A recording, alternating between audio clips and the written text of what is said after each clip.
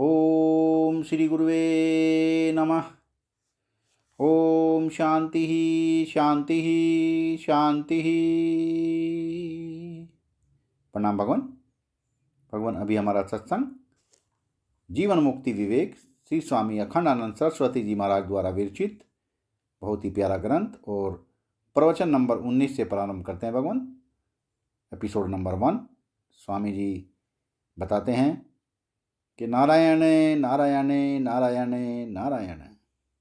जीवन मुक्ति का वर्णन करते हुए कहा गया है कि वह किसी के उद्देक का हेतु नहीं है और वह किसी के द्वारा दिए गए उद्देक का विषय नहीं है।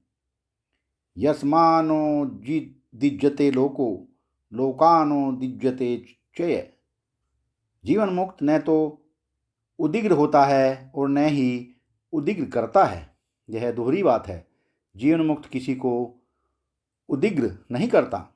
यह बात तो जल्दी गले से नीचे उतर जाती है, परंतु यह बात थोड़ी मुश्किल है कि वह किसी के उद्देक का कारण नहीं बनता है। देखो, अगर एक दिगंबर पुरुष बंबई की सड़क पर से निकल जाए तो कई लोग उसको गाली देंगे, कई लोग तो पीटना ही शुरू कर देंगे, कई लोग पुलिस में दे देंगे, पुलिस पकड़कर जेल में डाल दे। यह भी हो सकता है।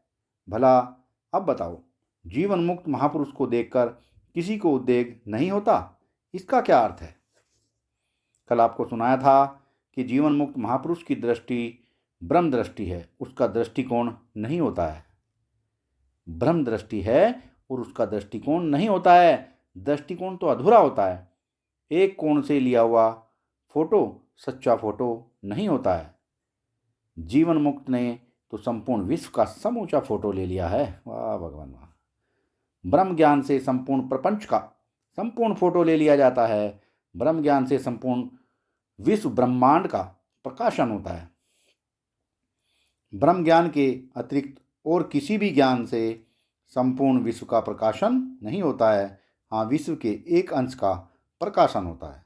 अतएव बाकी सब तो दृष्टिकोण हैं और ब्रह्म दृष्टि है, वह दृष्टिकोण नहीं है। ब्रह्म में दृष्टा और दृश्य का भेद नहीं है। बस यदि जीवन मुक्त और ब्रह्म में भी विलक्षणता बतानी हो तो ब्रह्म दृष्टि जीवन मुक्ति है। ब्रह्म दृष्टि जीवन मुक्ति है और ब्रह्म में दृष्टा दृष्टि दृश्य का कोई भेद नहीं है। इसका मतलब यह है कि व्यवहारिक ब्रह्म का नाम जीवन मुक्त है और जीवन मुक्ति के परमार्थ स्वरूप का नाम ब्रह्म है। अच्छा नारायण, अब व्याख्या करते हैं। क्या व्याख्या करते हैं? हर्ष अमर्ष भय अनमुक्त स जीवन मुक्त उच्यते। यदि सम्मान प्राप्त हो तो बड़ा हर्ष होता है, यदि धन प्राप्त हो तो बड़ा हर्ष होता है, यदि संबंधी प्राप्त हो तो बड़ा हर्ष होता है। अमर्ष माने मर्शन न कर पाना, माने सहन न कर पाना। अमर्ष माने असहिष्णुता। यदि कोई अपनी बराबरी करे तो अमर्ष होता है, सहन नहीं होता है। आगे की चिंता करके भय होता है या सामने वाले से भय होता है। मृत्यु का भय होता है, मृत्यु का भय ही होता है। मृत्यु का अनुभव कभी नहीं होता है। वाह भगवान वाह। कल मैंने एक आदमी को बताया कि अगर तुम्हारे सिर में दर्द हो जाए और तुम मुझे बताओ नहीं कि मेरे सिर में दर्द है, तो मुझे मालूम नहीं पड़ेगा। अच्छा, अगर मुझे कभी सरदर्द न हुआ हो अथवा मेरी जानकारी सरदर्द के बारे में न हो तो तुम मुझे बताओ कि तुम्हारे सर में दर्द है, तो तुम्हारे अपने सरदर्द के बारे में कहने पर भी मुझे मालूम नहीं पड़ेगा। सरदर्द नेत्र आदि इंद्रियों आदि का विषय नहीं है, हम उसका अनुमान करते हैं। वह कैसे करते हैं? जब दूसरा बताता है कि मेरे सर में दर्द है, तब हम अपने सर के दर्द के दृष्टांत से उसके सर दर्द का अनुमान लगाते हैं। सर दर्द का प्रत्यक्ष नहीं होता है। जब अपने को दर्द होगा तब तो दर्द अप्रोक्ष होगा, जब दूसरे को दर्द होगा तब अपने दर्द के दृष्टांत से कि हमको कभी दर्द हुआ था उसका अनुमान होगा। अच्छा, फिर चल गई योग की चर्चा कि योगी लोग दूसरों के चित्त की बात जान लेते हैं। अब देखो, हमसे पोल पट्टी मत खुलवाओ। हम पतंजलि का भी खंडन कर सकते हैं, भला हम वेदांती हैं, हम किसी का लिहाज नहीं कर सकते हैं। यदि कोई हमारे सामने पोथी लाकर रख दे कि देखो योग दर्शन में लिखा है, तो हम उससे डरेंगे थोड़े ही। आहा, हम जानते हैं कि हम जिस दर्शन में स्थित है, जिस अनुभव में स्थित है, उसमें योग तो केवल एक व्यक्तिगत वृत्तियों का विचार होकर रह जाता है। वाह भगवान वाह, वाह भगवान वाह। दोबारा से दोहराते हैं चारों लाइनें।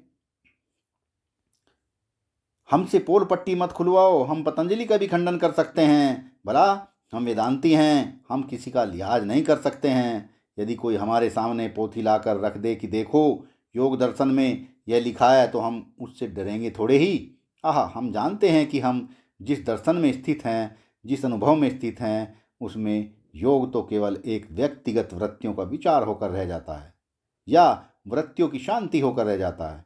योग तो एक व्यक्तिगत स्थिति है और अद्वैत एक मूल तत्व है।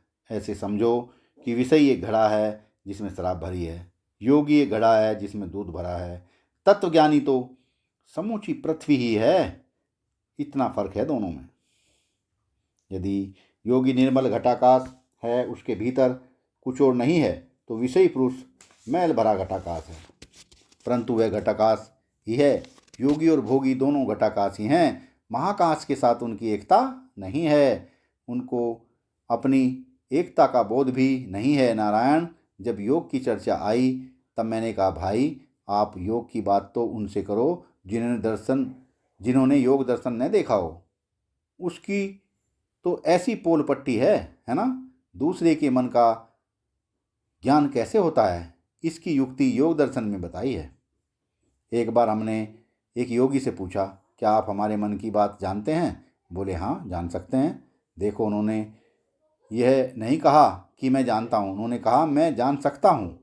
हमने पूछा कैसे जान सकते हैं? उन्होंने योग दर्शन का सूत्र उठाकर हमारे सामने उसकी व्याख्या कर दी। योग दर्शन का सूत्र है प्रत्ययश्च सन्मात् परचित्त ज्ञानम। अपने प्रत्यय का संयम करने पर परचित्त का ज्ञान होता है। अपने प्रत्यय का संयम करने पर परचित्त का ज्ञान होता है। प्रत्यय माने वृत्ति। हृदय में वृत्तियों का जो उत्थान होता है, मन में जो संकल्प विकल्प उठते हैं, उनमें धारणा, ध्यान और समाधि लगाने से त्रयमेकत्र संयमात् परिचित ज्ञानम। अपनी चित्त वृत्तियों को ठीक ठीक देख लेने पर दूसरे की चित्त वृत्तियों का ज्ञान हो जाता है। जैसे हमको जो चीज़ प्रिय लगती है, उसको देखकर हमारा मन उसको उठा लेने को होता है, वैसे दूसरे को जो चीज़ प्रिय लगती है, उसको देखकर उसके मन में भी उसको उठा लेने की इच्छा जागृत हो जाती है। बस। अच्छा, एक दूसरा सिद्धांत बताते हैं योग का, जो इससे भी गंभीर सिद्धांत है, वह इससे थोड़ा दूसरा है। वह क्या है?